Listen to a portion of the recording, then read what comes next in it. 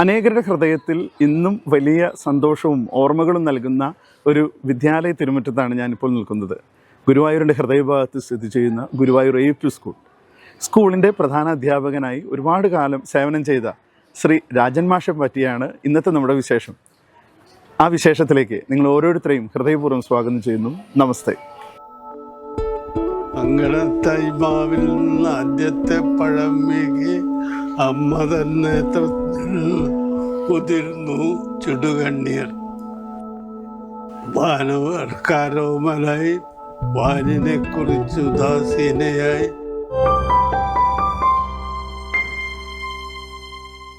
നമസ്കാരം മാഷെ.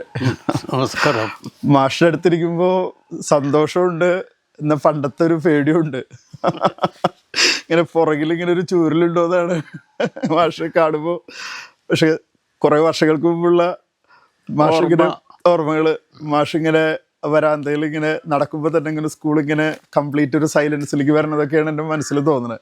മാഷ ചെറുപ്പവും ഒക്കെ എങ്ങനെയായിരുന്നു? മാഷ് എവിടെയാണ് ജനിച്ചതും വളർന്നതും പഠനവും? ഞാൻ ജനിച്ചതും വളർന്നതും ഒക്കെ ഇവിടെ തന്നെയാണ്.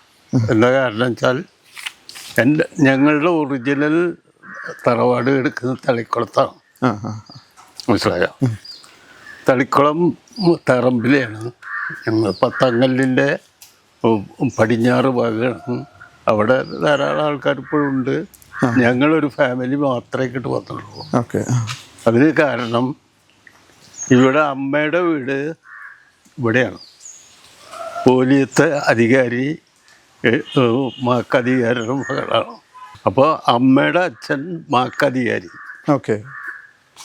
ആ മാക്കധികാരി രണ്ടാമത്തെ മകളാണ് അമ്മ. അവരെ ആ അമ്മയുടെയും ഒരു ചേർത്തി ഉണ്ടായിരുന്നു.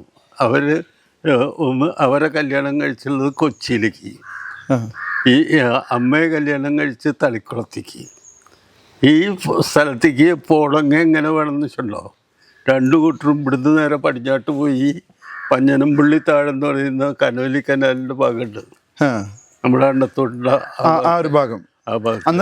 ഇപ്പൊ കാണുന്ന ഹൈവേ ഒന്നും ഉണ്ടായിരിക്കില്ലല്ലോ. ഹൈവേ പോയിട്ട് റോഡ് പോലെ ഇല്ല. ഈ റോഡൊക്കെ ഞങ്ങൾ വെട്ടിയിട്ടല്ലേ.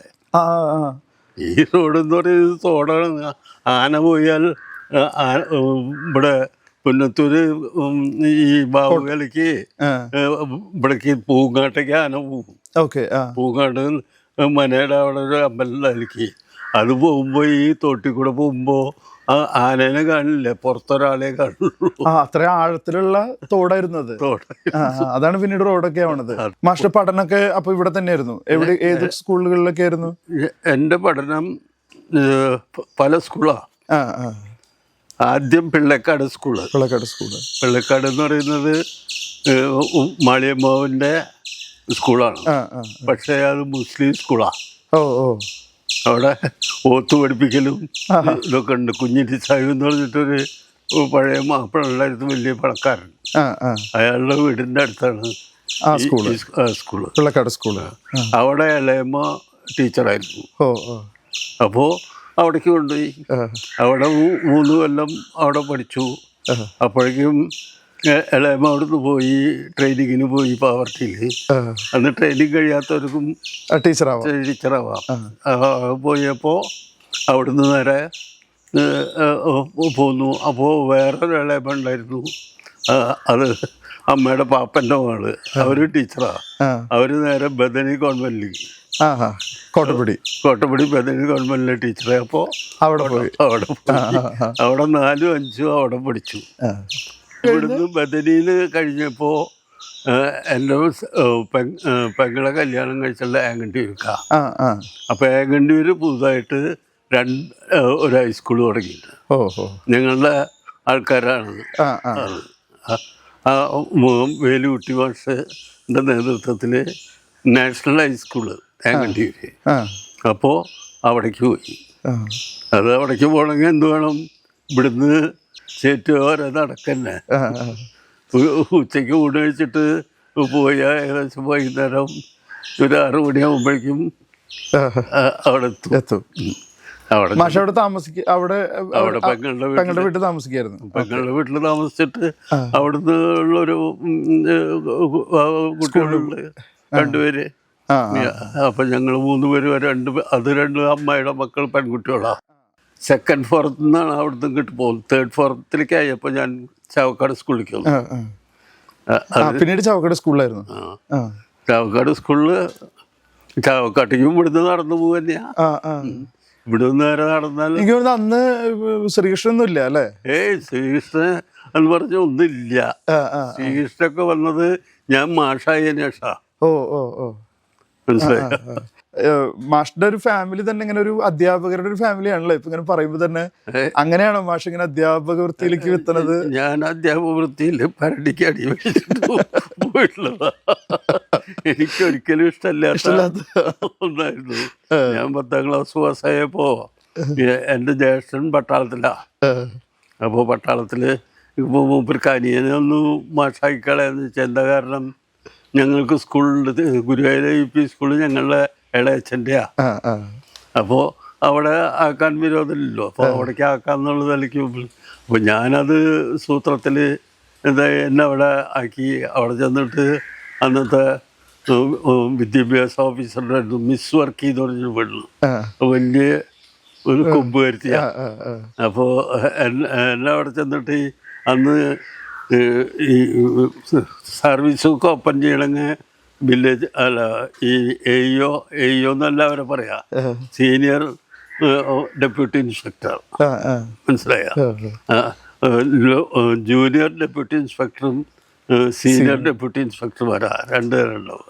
ജൂനിയർ എന്ന് പറഞ്ഞിട്ടുണ്ടെങ്കിൽ അവർ LP സ്കൂളിൽ മാത്രമേ അവർക്ക് ഇതുള്ളൂ. മറ്റൊരു UP സ്കൂളിൽ പോണവരാണ് സീനിയർ ഡെപ്യൂട്ടി ഇൻസ്പെക്ടർ. അന്ന് മിസ് വർഗീയ അവർ ചെന്നപ്പോൾ അവര് ചീത്ത പറഞ്ഞു. ആര് പറഞ്ഞു ഈ ട്രെയിനിങ് കഴിയാത്ത ആളെ ശിക്കാൻ? മാഷ ട്രെയിനിങ് ഒന്നും കഴിഞ്ഞിട്ടില്ല. അതായത് ചാവക്കാട് സ്കൂളിൽ നിന്ന് കഴിയുമ്പോ മാഷ് ജോയിൻ ചെയ്യണം. അപ്പോൾ അങ്ങനെ ഞാൻ 2 ദിവസം ആഴ്ച അവിടെ പണിയെടുക്കുകയും ചെയ്തു. അത് അപ്പോൾ അവിടെ ചെന്ന് ഇതായപ്പോൾ ഞാൻ കൊടുത്തിട്ട് ആപ്ലിക്കേഷൻ നേരെ ചുരുട്ടിയിട്ട് അവരുടെ മോന്തിക്കൊരു. അപ്പോൾ അവരൊന്നും പിള്ളേരില്ല, അവരാകെ പോയി. അവർക്കറിയണില്ലല്ലോ ഇത് താല്പര്യമില്ലാണ്ട് വന്നിട്ടുള്ള. അവിടുന്ന് ഇവിടെ വന്നിട്ട് പറഞ്ഞ് അവരൊപ്പിടാൻ തയ്യാറായില്ല എന്നാണ് അച്ഛനോട് പറഞ്ഞിട്ട് ഞാൻ അങ്ങനെ പോയി. ഞാൻ IAF റിക്രൂട്ട്മെന്റിന് മദ്രാസിലേക്ക് പോയി ഒറ്റയ്ക്ക്. വീട്ടിലറിഞ്ഞിട്ടാ? വീട്ടിലൊക്കെ അറിഞ്ഞിട്ട് മദ്രാസിൽ ചെന്ന് അവിടെ നമുക്ക് പരിചയമുള്ള ആൾക്കാരുണ്ട്. ഇവിടെ തന്നെ പോലെത്തെ ഒരു കൃഷ്ണകുട്ടി എന്ന് പറഞ്ഞ ഒരാളുണ്ട് കോയപ്പേട്ടയിൽ. അവിടെ ചെന്ന് താമസിച്ച് ഈ ഇന്റർവ്യൂവിന് പോയി. അത് കിട്ടിയില്ല. അവിടുന്ന് മടങ്ങി വന്നു. അവിടുന്ന് തിരിച്ചു വന്നിട്ട് രണ്ടാമത് പിന്നെ ട്രെയിനിങ്ങിന് പോവാൻ വേണ്ടിയിട്ട് ട്രെയിനിങ്ങിന് TTC ഇളയച്ചന് എൻ്റെ അവിടേക്ക് ഈ തൊഴാൻ വരുന്നവരൊക്കെ ഇളയച്ചന് പടിഞ്ഞാറ് നടയിലും കിഴക്കേ നടയിലും ഓരോ കടകള് മെഡിക്കൽ ഷോപ്പ് ഉണ്ടായിരുന്നു. അപ്പോൾ അവിടെ എന്താ വെച്ചാൽ ഈ വിദ്യാഭ്യാസ ഓഫീസർമാർ വന്ന എല്ലാവരും അവിടെ ഒരു സങ്കേതമാണ്. അമ്പലത്തിലേക്ക് വന്നാൽ അവിടെ വന്നിരുന്നു മൂപ്പരുടെ കാർ ഓഫിൽ മൂപ്പര് അവിടെ റൂം എടുത്ത് കൊടുക്കും. അങ്ങനെയൊക്കെ ആയിട്ട് അവിടെയാണ്. അപ്പോൾ മൂപ്പരൊരു കത്ത് തന്നു. ഈ ആരെ കൊണ്ട്, ഈ DOനെ കൊണ്ട് എഴുതിച്ചു. എന്നിട്ട് ആയക്കാട് എന്ന് പറയുന്നത് ഇവിടെ വടക്കഞ്ചേരി ഇല്ലേ, കുതിര കഴിച്ചിട്ട് പാലക്കാട് പോണ വഴിയില്, പാലക്കാട് പോകുന്ന വടക്കഞ്ചേരിയിൽ നിന്ന് ഇടത്തോട്ട് പോയി ആ പുതുക്കോട്ടയ്ക്ക് പോണ വഴിയിൽ ഒരു ട്രെയിനിങ് സ്കൂളുണ്ട്. ആ ട്രെയിനിങ് സ്കൂളിലേക്ക് വന്നു. അപ്പോൾ അവിടെ ചെന്ന് ഞാൻ കൊടുത്തപ്പോൾ പറഞ്ഞു ചേരാൻ വന്നോളൂ എന്ന് പറഞ്ഞു. ഞാൻ ചേരാൻ വന്നോളൂ എന്ന് പറഞ്ഞതിന് ശേഷമാണ് ഞാൻ അന്ന് ഇവിടേക്ക് പോയത്, മദ്രാസിൽ പോയത്. അങ്ങനെ അമ്മാവൻ മലമ്പുഴയിലുണ്ടായിരുന്നു, മലമ്പുഴയിലെ ക്ലർക്കായിരുന്നു. അപ്പോൾ മടങ്ങി വന്നിട്ട് അവിടെ വന്നു. ഒക്കെ കഴിഞ്ഞ് അഡ്മിഷനൊക്കെ കഴിയുന്നവരെ ഞാൻ അവിടെ തട്ടി കൊല്ലം വേണ്ട വെച്ചു. ആ വർഷം പോയില്ല. പിന്നെ വന്നപ്പോൾ രണ്ടാമത്തെ കൊല്ലം വന്നപ്പോൾ ചേട്ടൻ എന്ന് പറഞ്ഞപ്പോൾ പരടിക്ക് ഒരു പെടാം. അടി കിട്ടി. അപ്പോൾ പോവാതായി. പോയി. രണ്ടാമത് ചെന്നപ്പോൾ അയാൾ എന്ത് ചെയ്തു വെച്ചാൽ എൻ്റെ സർട്ടിഫിക്കറ്റ് അവിടെ വെച്ചു. പിന്നെ രക്ഷയില്ല. നീ വരുമല്ലോട്ടെ. അങ്ങനെ അവിടെ ചെന്ന് മാഷായി. 2 വർഷം 2 വർഷം മാഷാവാൻ വേണ്ടിയിട്ട് അവിടെ ചെന്നിട്ടും സസ്പെൻഷൻ കിട്ടി. എന്ന് വെച്ചാൽ ഞാൻ അവിടെ ഉള്ളപ്പോൾ ഈ അവിടെ കുറച്ച് വാഴപ്പള്ളിയിലൊരു ഫ്രാൻസിസ് അങ്ങനെ കുറച്ചാളുണ്ടായിരുന്നു. അവരൊക്കെ ഞങ്ങളുടെ ഹോസ്റ്റലിൻ്റെ പുറത്ത് ഒരു ബിൽഡിംഗ് ഉണ്ട്, അതിൻ്റെ തട്ടുപുറത്തേക്ക് മാറ്റിയിട്ടുണ്ടായിരുന്നു. അവർ കുറച്ച് കുസൃതിക്കാരാന്ന് പറഞ്ഞിട്ട് അവർക്ക് സീനിയേഴ്സാ, ഞങ്ങൾ ജൂനിയേഴ്സാണല്ലോ. ജൂനിയേഴ്സിൻ്റെ ഹോസ്റ്റൽ വേറെയാ. അപ്പോൾ അവിടെ ആ സമയത്താണ് TK ലക്ഷണം എന്ന് പറഞ്ഞിട്ട് ഒരു ചാവക്കാട് ഉള്ളുണ്ടായിരുന്നു, എൻ്റെ ക്ലാസ്മേറ്റാ. പിന്നെ ഇപ്പം ബ്രഹ്മപുത്രയുടെ മോളെ കല്യാണം കഴിച്ചിട്ടുള്ള കോൺഗ്രസ്സുകാരില്ലേ, എന്താ അവൻ്റെ പേര്, അവൻ്റെ അച്ഛൻ ശ്രീനിവാസൻ.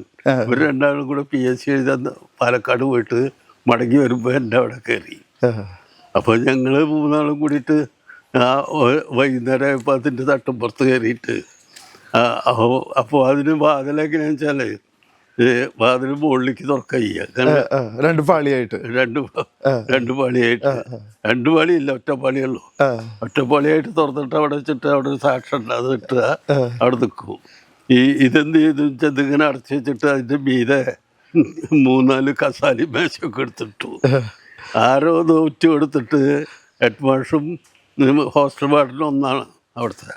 ഇവരൊക്കെ കൂടിയിട്ട് വന്നിട്ട് ഇത് തുറക്കാൻ നോക്കി, ഇതാ പൊതിച്ചോടുകൂടെ കസാല തലയിലേക്ക്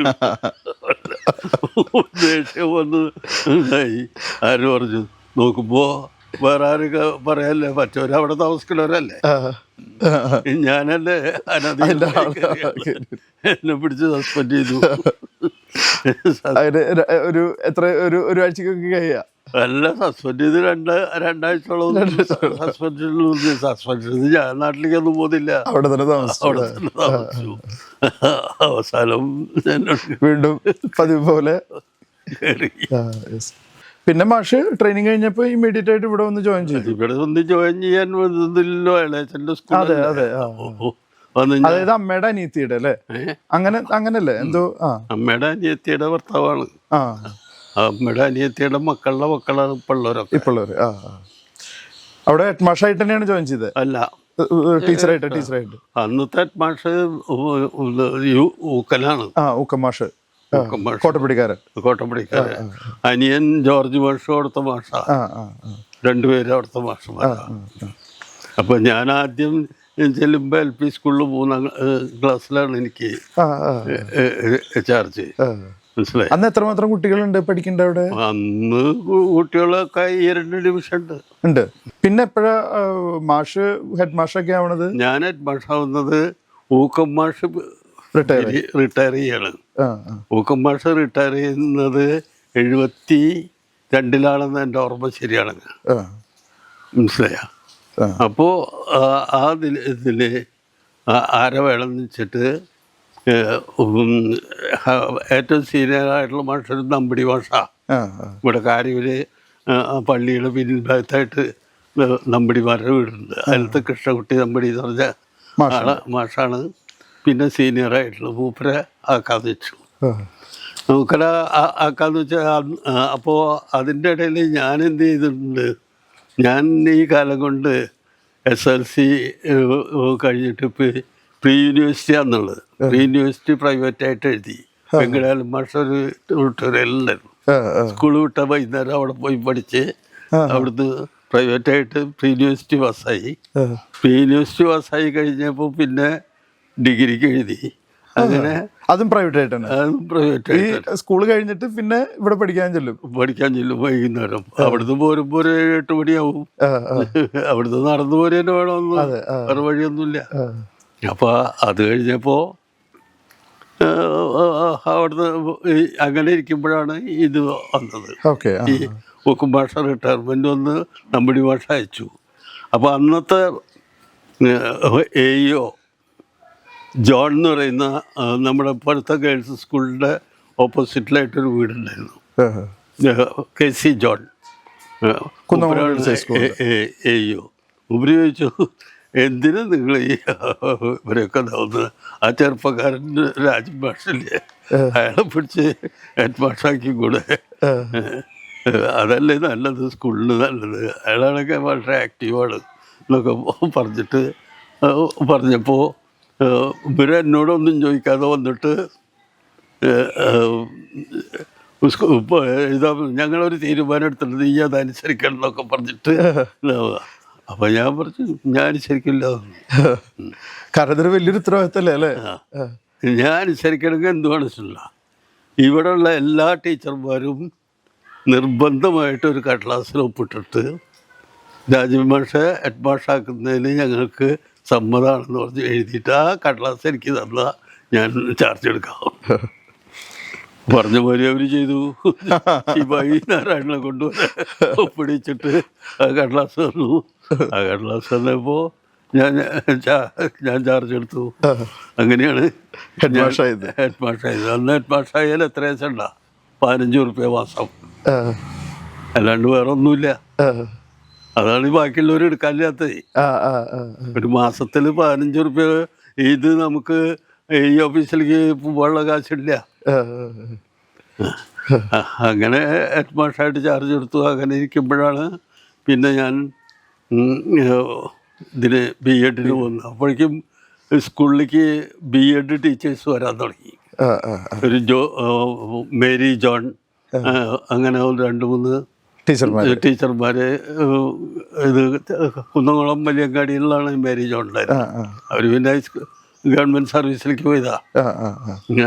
അപ്പോൾ അവർ വന്നപ്പോൾ നമ്മൾ 7 വർഷം BEd അപ്പോൾ ഞാൻ അന്ന് ഈ സ്റ്റേറ്റ് ഇൻസ്റ്റിറ്റ്യൂട്ട് വഴിക്ക് ഈ കേന്ദ്ര ഗവൺമെൻറ്റിൻ്റെ കോളേജുണ്ട് മൈസൂരിൽ. റീജിയണൽ എഡ്യൂക്കേഷൻ കോളേജ് എന്നാണ് പറയാം. അത് സദേൺ റീജിയൻ്റെ കോളേജ് മൈസൂരാണ്. അപ്പോൾ അതിലേക്ക് ഞാൻ സ്റ്റേറ്റ് ഇൻസ്റ്റിറ്റ്യൂട്ട് വഴിക്ക് അപ്ലൈ ചെയ്തു. അങ്ങനെ അവിടുന്ന് BEd പാസ്സായി. മാഷിന്റെ ഒരു ഇങ്ങനെ പറയുമ്പോൾ ഇങ്ങനെ ഓരോ ഈ എന്താ പറയാ ഓരോ പ്രതിസന്ധികൾ ഇപ്പം ഇങ്ങനെ പഠനത്തിലാണെങ്കിലും ജോലിയുടെ മേഖലകളിലാണ് ഒരു കണിശ സ്വഭാവം അല്ലേ മാഷ്? അതങ്ങനെ നേടിയെടുക്കണമെന്നും, കാരണം ഇത്രയും തിരക്കുകളുടെ ഇടയിലും സ്കൂളും ജീവിതവും. അന്ന് മാഷ് വിവാഹിതനല്ല അല്ലേ? അന്ന് വിവാഹിതനല്ല. ഞാൻ എൻ്റെ 40 വയസ്സിലാണ് വിവാഹം കഴിച്ചിട്ടുള്ളൂ. അതെ. ഇപ്പൊ ഈ രാഷ്ട്രീയത്തെ പറ്റിയിട്ടൊക്കെ ഇങ്ങനെ പറഞ്ഞപ്പോഴേ ഇപ്പൊ ഇടതുപക്ഷത്തിന്റെ മാഷിന്റെ രാഷ്ട്രീയം എന്താ? ഞാൻ പല രാഷ്ട്രീയം ഉണ്ടായിട്ടുണ്ട്. പക്ഷെ ഞാൻ ഇടത് ചിന്താഗതി മാത്രമേ എൻ്റെ ഉണ്ടായിട്ടുള്ളൂ. വലതുണ്ടായിട്ടില്ല. പക്ഷെ ഇടതിനോട് പലപ്പോഴും യോജിക്കാൻ പറ്റാതെ വന്നിട്ടുണ്ട്. പറ്റാത്തപ്പോൾ ഞാൻ അവിടുന്ന് പോന്നിട്ടുണ്ട്. മനസ്സിലായി. അത് സ്കൂളിൽ പഠിക്കുമ്പോൾ തൊട്ടുണ്ടാവും. സ്കൂളിൽ പഠിക്കുമ്പോൾ അന്ന് SFI എന്ന് പറയുന്നതാണ്. SFI ഇല്ല, SF ആണ്, സ്റ്റുഡൻസ് ഫെഡറേഷൻ. ആ സ്റ്റുഡൻസ് ഫെഡറേഷന്റെ പേരിൽ ഞങ്ങൾ അന്നൊരു പുതിയ സമ്പ്രദായം വന്നു, ഡീറ്റൻഷൻ സമ്പ്രദായം. എന്താ ഡീറ്റൻഷൻ വെച്ചാൽ ഹെഡ് മാഷന്മാർക്ക് SLCക്ക് പരീക്ഷ എഴുതാനുള്ള കുട്ടികളെ വേണമെങ്കിൽ ഡീറ്റെയിൻ ചെയ്യാനുള്ള അധികാരം, അയാളുടെ ഇത് ശരിയല്ല എന്ന് പറഞ്ഞാൽ അയാളെ മാറ്റി നിർത്താനുള്ള അധികാരം, അത് ദുരുപയോഗം ചെയ്യാൻ സാധ്യതയുള്ള. അതിനെതിരായിട്ട് ഞങ്ങൾ കുറച്ച് പേര് സമരം ചെയ്യാൻ. എന്ത് സമരം ചെയ്യണത്? തല്ലുള്ളൂ സമരം ചെയ്ത ദിവസം.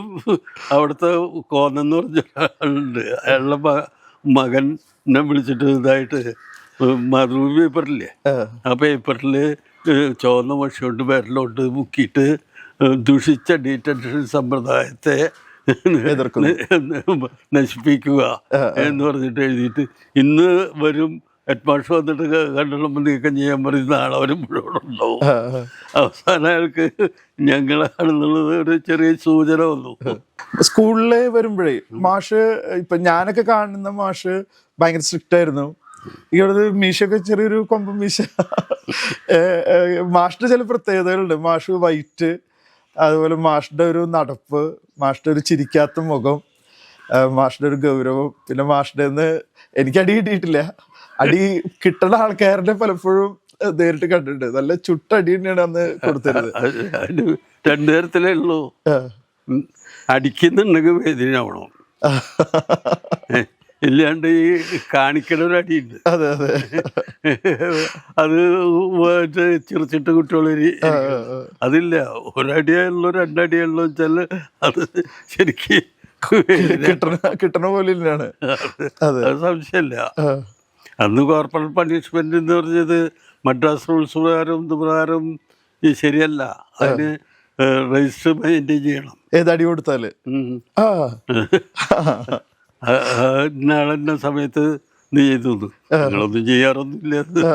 പക്ഷെ ഞാനും മാഷിന്റെ ഒരു അടിയുടെ പ്രത്യേകത കണ്ടിട്ടുണ്ട്. നമുക്ക് ഇപ്പൊ പല അധ്യാപകർ ദേഷ്യം വരുമ്പോ ആ ഒരു ദേഷ്യത്തിന് അടിക്കണതായിട്ടല്ല, പലപ്പോഴും മാഷ് ഇങ്ങനെ കുറ്റവിചാരണയൊക്കെ നടത്തി ആരാണ് ആള്, എന്തുകൊണ്ടാണ് ചെയ്തത്. അപ്പോൾ അടുത്ത ആളിലേക്ക് ലീഡ് ചെയ്യും, അയാളെ വിളിച്ചുകൊണ്ടിരും, അയാളെ പോയിട്ട് വിളിച്ചുകൊണ്ടിരാൻ പറയും, അയാളെ വിളിച്ചുകൊണ്ടിരും, ചോദ്യം ചെയ്യും.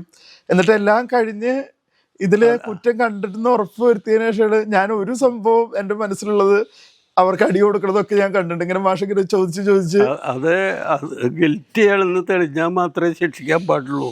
അത് നമ്മുടെ പോളിസിയിൽ പെട്ടതാ. അയാൾക്ക് ബോധ്യപ്പെടണം ഞാൻ തെറ്റ് ചെയ്തിട്ടുണ്ട്.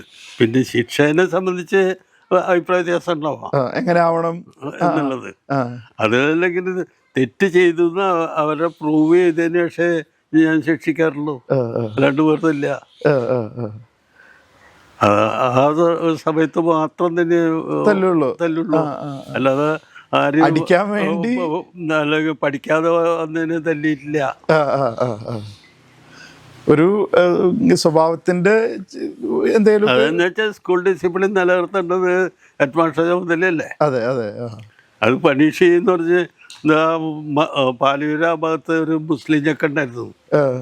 അവൻ എന്ത് വന്നാലും കുട്ടികളെ ഉപദ്രവിക്കും. അപ്പോൾ അവനെ ഒന്ന് രണ്ട് പ്രാവശ്യം അടിച്ചിട്ടൊന്നും അവനൊരു കാര്യമില്ല. അടി കിട്ടിക്കഴിഞ്ഞാൽ അത് കഴിഞ്ഞിട്ട് ചിരിച്ചിട്ട് പോവും, പിന്നെയും പിള്ളേരുടെ മണ്ടയ്ക്ക് വിട്ടു. പഞ്ചാരമുക്കിലെ ഭാഗത്താണ് അവൻ്റെ വീടായിരുന്നത്. അവസാനം ഞാൻ പറഞ്ഞു, ഒന്നുപോലെ നിന്നെ അല്ലെങ്കിൽ നിന്നെ പിരിച്ചുവിടും. അവസാനം രക്ഷകന്മാരെ വിളിച്ചൊരുത്തി ഈ തരത്തിലാണ് കുട്ടീനെ കൊണ്ടുപോയിക്കോളൂ, അല്ലാണ്ട് ഇവിടെ ശരിയാവില്ല. അവർ കൊണ്ടുപോയി. അവരൊക്കെ പോകാൻ നമ്മളെ കണ്ട സ്നേഹവും ഈ അന്നത്തെ അടിക്കൊരു പ്രത്യേകത ഉണ്ടല്ലോ അല്ലെ, പിന്നീട് കണ്ടാലും സ്നേഹിക്കാൻ പറ്റുന്ന പോലത്തെ ഒരു അടിയാണ് അന്നത്തെ. അത് കൺവിൻസ് ചെയ്തിട്ട് നമ്മൾ ശിക്ഷിക്കുമ്പോൾ മക്കളെ ആയാലും ആരെയായാലും ഞങ്ങൾ ചെയ്ത് തെറ്റാണെന്ന് അവരെ ബോധ്യപ്പെടുത്തിയിട്ട് ചെയ്യാൻ പാടുള്ളൂ. അല്ലാണ്ട് ദേഷ്യം വരുമ്പോൾ കണ്ടോടത്ത് ചെയ്ത് അടിക്കണതല്ല. അത് നിങ്ങൾ ഈ ചെയ്ത് തെറ്റാണ് എന്ന് മനസ്സിലാക്കിയിട്ട് ചെയ്യാൻ പാടുള്ളൂ. മാഷ് സ്കൂളിൽ ഇപ്പൊ എൻ്റെ അമ്മ ടീച്ചറായിരുന്നു, അവിടെ മാഷൊപ്പം വർക്ക് ചെയ്തിരുന്നായിരുന്നു. അപ്പോൾ ടീച്ചേഴ്സിനെയും ശരിക്കും അതുപോലെ അല്ലേ, ഒരു എന്താ പറയുക, ഒരു ഇപ്പൊ പല സ്കൂളുകളിലും ഹെഡ് മാഷ്ക്ക് ഒരു റോളില്ല, ടീച്ചർമാർ അവരുടെ ഒരു ഇഷ്ടത്തിന് നടക്കണു, ഒരു തലവനില്ലാത്ത പോലെയാണ് പല സ്കൂളുകളുള്ളത്. പക്ഷെ രാജമാഷൊക്കെ ഉള്ളപ്പോൾ ടീച്ചർമാരും ആ ഒരു അതിന് മാഷ എന്തൊക്കെ ഒരു എഫേർട്ട് എടുത്തിട്ടുണ്ടാവുക. എഫേർട്ടൊന്നുമല്ല, അത് ഡിസിപ്ലിന് തെറ്റാണെങ്കിൽ അവരുടെ പേരിൽ ആക്ഷൻ എടുക്കുന്നുള്ള അവർക്ക് നല്ലോണം അറിയാം. അതിനൊരു വിട്ടുവീഴ്ചയില്ല.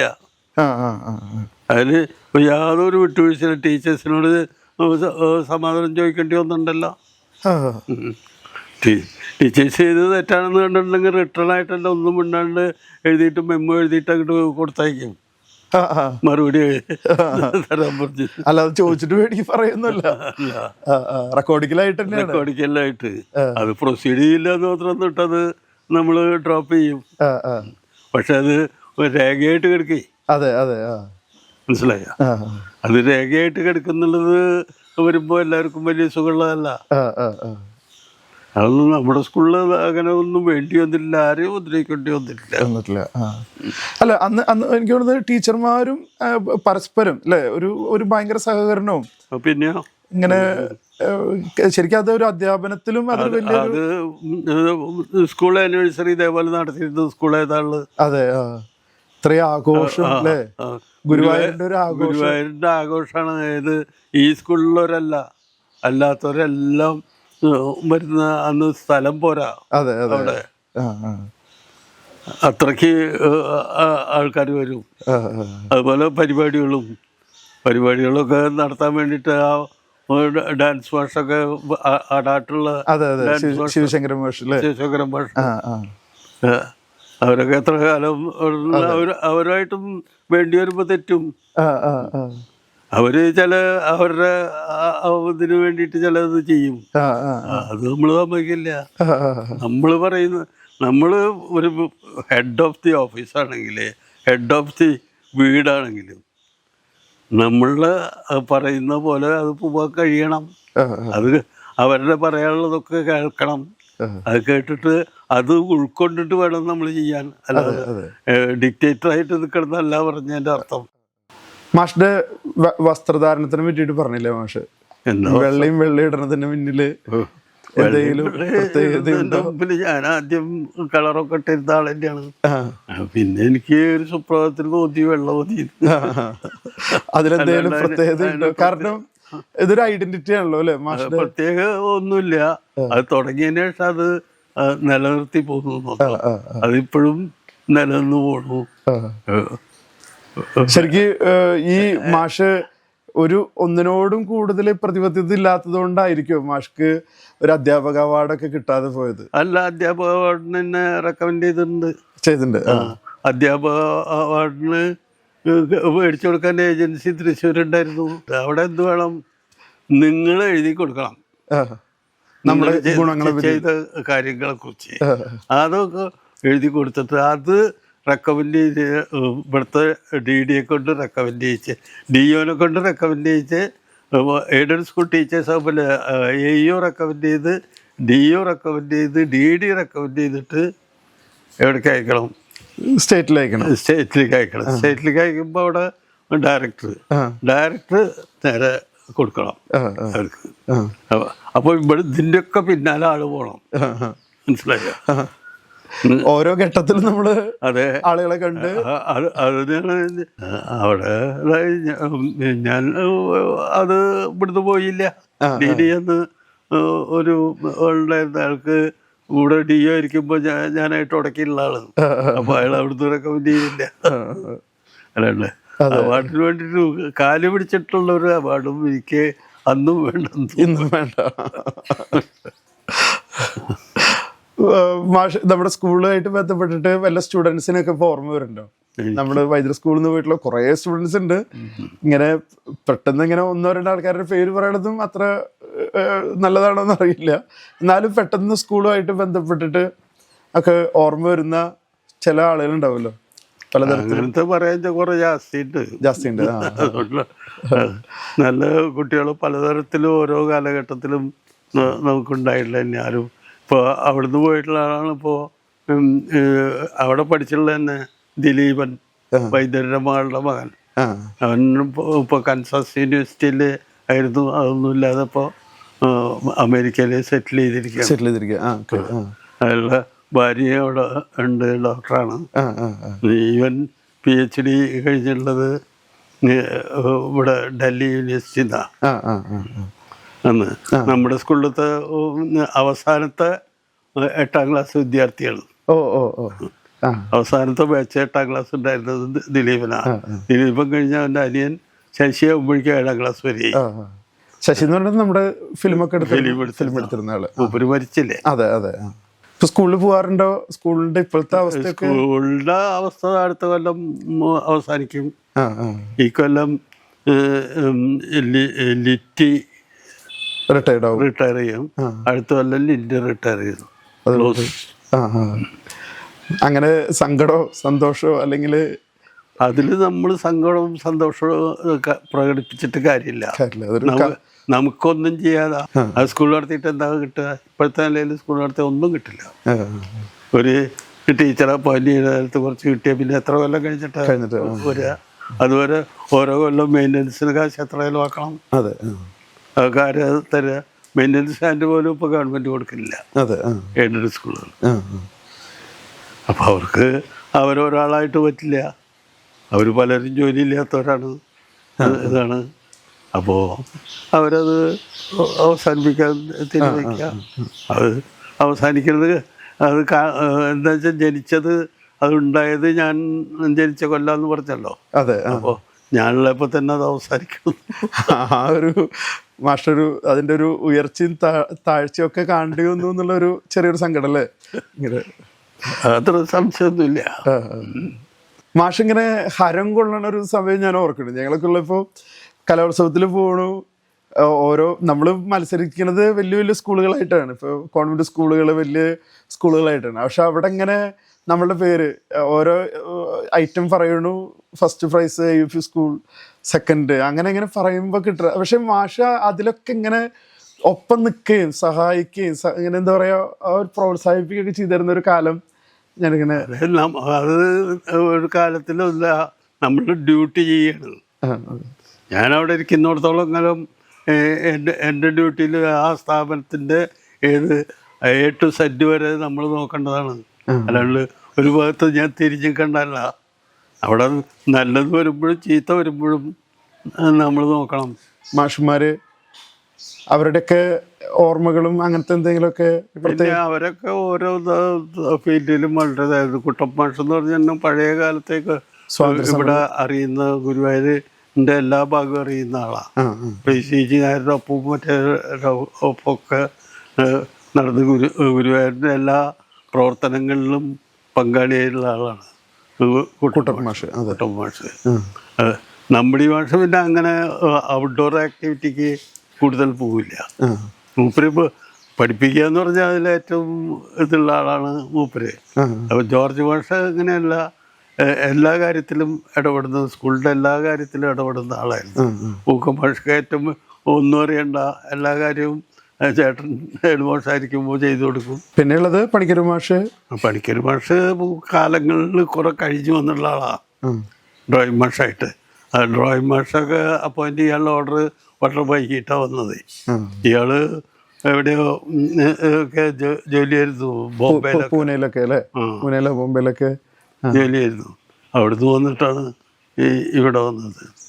പിന്നെ മൂപ്പര് ഇവിടെ വന്നതിൽ മൂപ്പരുടെ ഇപ്പോൾ അറിയപ്പെടുന്ന ആളല്ലേ, ഗുരുവായൂർ ചുമരചിത്ര ഇതിൻ്റെ ചീഫായിട്ടല്ലേ റിട്ടയർ അവിടുന്ന് പോകുന്നത്. അതുപോലെ ഇപ്പോൾ അവിടെ വിൽക്കുന്ന ഗുരുവായൂരപ്പൻ്റെ ഫോട്ടോ മൂപ്പര് വരച്ചിട്ടുള്ളതാണ്. മൂപ്പര് വരച്ചിട്ട് അന്നേരം അമ്പലത്തിന് കൊടുത്തുള്ളതാ അത്. അതുപോലെ ഒരു മഞ്ജുള വരച്ചിട്ട് വേറെ ഒരിടത്തിൽ നോക്കിയാൽ കാണില്ല, എൻ്റെ അടുത്തിരിക്കുന്നുണ്ട്. വേണേ കാണിച്ചു തരാം. പണിക്കർ മാഷ് വരച്ചത്. പണിക്കർ മാഷ് വരച്ചത്. ആ പെൺകുട്ടി ഏതാണെന്ന് പറഞ്ഞാൽ ഗുരുവായൂർ തെക്കേ നടയിൽ ഒരു മാരാരുണ്ടായിരുന്നു. ആ മാരാരുടെ രാജലക്ഷ്മി എന്ന് പറഞ്ഞ പെൺകുട്ടീനെ നമ്മുടെ സ്റ്റുഡിയോയിൽ കൊടുത്തിട്ട് അതേപോലെ മാല പിടിച്ച് ഇരുത്തി ഫോട്ടോ എടുത്തിട്ട് അത് വരച്ചതാണ്. വരച്ചാ അതിൻ്റെ കോപ്പി എൻ്റെ അടുത്തിരിക്കുന്നുണ്ട്. മാഷ കുടുംബത്തെ പറ്റിയിട്ട് പറഞ്ഞില്ല. കുടുംബത്തെ പറ്റി? എൻ്റെ കുടുംബത്തെ ഭാര്യ, മൂത്ത മോള്, ഇനി രണ്ടാമത്തെ മോള് നേരത്തെ കണ്ടു. ഭാര്യ സരോജിനി ടീച്ചർ, എൻ്റെയും ടീച്ചറാണ്. മകൻ കല്യാണം എപ്പോഴായിരുന്നു? 40 വയസ്സിൽ. 40 വയസ്സ്. എവിടെയാ ടീച്ചറുടെ വീട്? സ്കൂളിൽ, നമ്മുടെ സ്കൂളിലുണ്ടായിരുന്നു, വൈദ്യുതി സ്കൂളിലുണ്ടായിരുന്നു. വൈദ്യുതി സ്കൂളിൽ ടീച്ചറുണ്ടായിരുന്നു. ടീച്ചറുടെ വീട് നമ്മൾ ചൊവ്വന്നൂരിന്ന് മറ്റേ കുന്നത്തേക്കും പോയില്ലേ, ആ പള്ളിയിലേക്ക് പോണ റൂട്ടിലെ, ആ റൂട്ടിലാ. ടീച്ചർ സ്കൂളിൽ വന്നതിന് ശേഷമാണ് മാഷ് കല്യാണം കഴിക്കുന്നത്. പിന്നെ വന്ന് കുറെ കൊല്ലം കഴിഞ്ഞിട്ടാ. പ്രണയവിവാഹം ഒന്നുമല്ല. പിന്നെ മക്കള് രഞ്ജി ചേച്ചി, രമ്യനെ കണ്ടില്ല. പിന്നെ രാകേഷ്, മകൻ രാകേഷ്, അവൻ ഗൾഫിലുണ്ട്. അവന്റെ ഭാര്യയ്ക്ക് അവിടെ തന്നെ ജോലി. എല്ലാവരും അവിടെ സെറ്റിൽ. മകനും 5 വയസ്സ് ആയി.